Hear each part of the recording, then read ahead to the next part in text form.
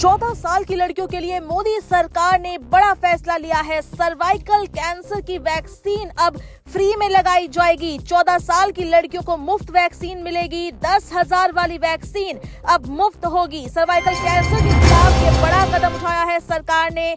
देश में महिलाओं के स्वास्थ्य को लेकर एक बड़ा और निर्णायक कदम उठाया जा रहा है। केंद्र सरकार अब 14 वर्ष की किशोरियों को सर्वाइकल कैंसर से बचाने के लिए HPV वैक्सीन मुफ्त देने की तैयारी में है। ये शहर केवल एक टीकाकरण कार्यक्रम नहीं बल्कि आने वाली पीढ़ी को एक गंभीर और जानलेवा बीमारी से सुरक्षित करने की दिशा में व्यापक अभियान के रूप में देखा जा रहा है।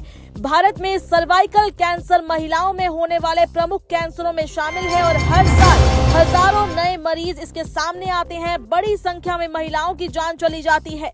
विशेषज्ञों का ये भी मानना है कि अगर समय रहते टीकाकरण का दायरा बढ़ाया जाए तो इन मौतों को काफी हद तक रोका जा सकता है। और इसी सोच के साथ सरकार ने किशोरावस्था में ही सुरक्षा कवच देने की रणनीति बना दी है, क्योंकि इस उम्र में लगाया गया टीका सबसे ज्यादा असरदार माना जाता है। आपको बता दें कि हर साल लगभग 80,000 महिलाएं HPV की वजह से होने वाले कैंसर से पीड़ित पाई जाती है और 40,000 महिलाओं की इससे मौत भी हो जाती है।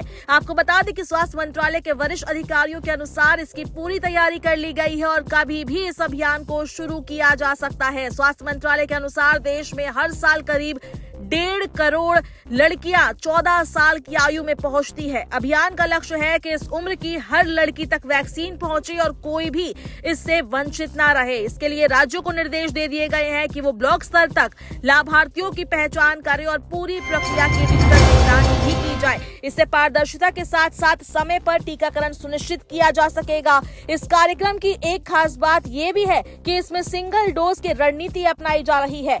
कई अंतर्राष्ट्रीय अध्ययनों और वैश्विक स्वास्थ्य संस्थानों ने ये स्पष्ट किया है कि 14 वर्ष की आयु में दिया गया एक डोज भी 2 या 3 डोज जितना ही प्रभावी हो सकता है। इससे अभियान को और बड़े स्तर पर लागू करना आसान होगा और ज्यादा से ज्यादा किशोरियों को कम समय में सुरक्षा कवच मिल सकेगा। HPV यानी ह्यूमन पैपिलोमा वायरस एक सामान्य संक्रमण है जो त्वचा के संपर्क से फैलता है और शुरुआती दौर में इसके लक्षण दिखाई भी नहीं देते हैं। अगर इसका उच्च जोखिम वाला प्रकार लंबे समय तक शरीर में बना रहे तो ये धीरे धीरे कैंसर का रूप ले सकते हैं।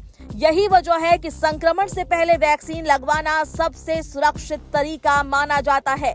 राष्ट्रीय कार्यक्रम में इस्तेमाल की जा रही क्वाड्रीवेलेंट वैक्सीन उन प्रमुख प्रकारों से बचाव देती है जो सर्वाइकल कैंसर के अधिकांश मामलों के लिए जिम्मेदार होते हैं। साथ ही ये टाइप 6 और 11 से भी बचाव करती है जो आमतौर पर जननांग मस्सों का कारण बनते हैं। डॉक्टरों के मुताबिक ये टीका सिर्फ सर्वाइकल कैंसर ही नहीं बल्कि गुदा, योनि, वल्वा, लिंग और गले से जुड़े कुछ प्रकार के कैंसर के खतरे को भी कम करने में मददगार है। अगर वायरस के संपर्क में आने से पहले ये वैक्सीन लगा दी जाए तो सर्वाइकल कैंसर और उससे जुड़ी प्रारंभिक अवस्थाओं के खिलाफ लगभग 97% तक सुरक्षा मिल सकती है। रिसर्च बताती है कि टीकाकरण के बाद कम से कम 12 से 15 वर्षों तक मजबूत इम्यून बनी रहती है।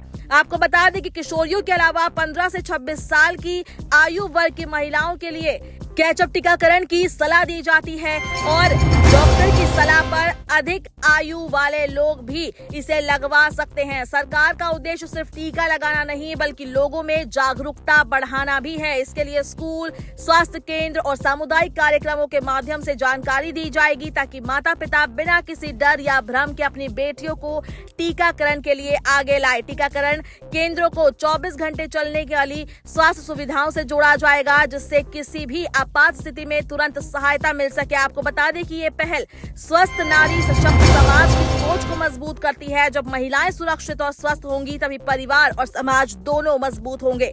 सर्वाइकल कैंसर जैसी रोकी जाने वाली बीमारी के खिलाफ यह अभियान आने वाले समय में लोगों की जिंदगियां बचाने की क्षमता रखता है और लाखों लोगों की इससे जिंदगी बच सकती है। आपको बता दें कि वैश्विक स्तर पर यह वैक्सीन पहले ही करोड़ों महिलाओं को लगाई जा चुकी है और इसे सुरक्षित भी माना गया है। जिन देशों ने बड़े पैमाने पर HPV टीकाकरण लागू किया है वहां सर्वाइकल कैंसर के मामलों में स्पष्ट कमी देखी गई है। अब भारत इसे लंबी अवधि के निवेश के रूप में देख रहा है जिसका असर आने वाले वर्षों में दिखाई देगा।